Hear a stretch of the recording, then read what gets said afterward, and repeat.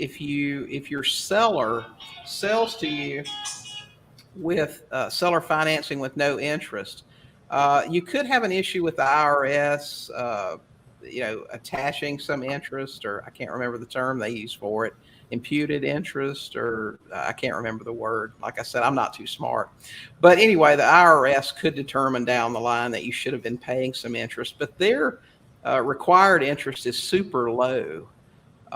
And most sellers, we're going to offer them something. It depends on how you're trying to do your deal, what you're wanting to tempt them with, or whatever. A lot of times we'll use that strategy with sellers that have a lot of equity, and we'll just ask them, let's say the house is worth 2, they owe 1, they're wanting to sell, they want 200. So, well, we could probably give you your price.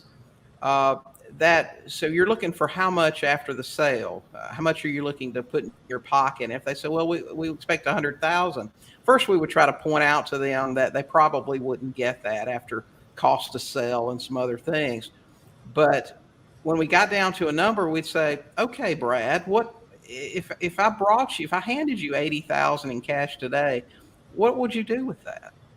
And some people will say, well, that's none of your business, and that's okay. But some will just tell you, well, I'm just going to put it in the bank. Okay, and what's the bank going to pay you? Have you checked that lately? Because they're paying about 20.25% interest a month or whatever. What if we could pay you 4% or whatever your number is? Okay, well, how does that work? So, find out their story, find out their plans, what they want to do, and then just make them a better deal. So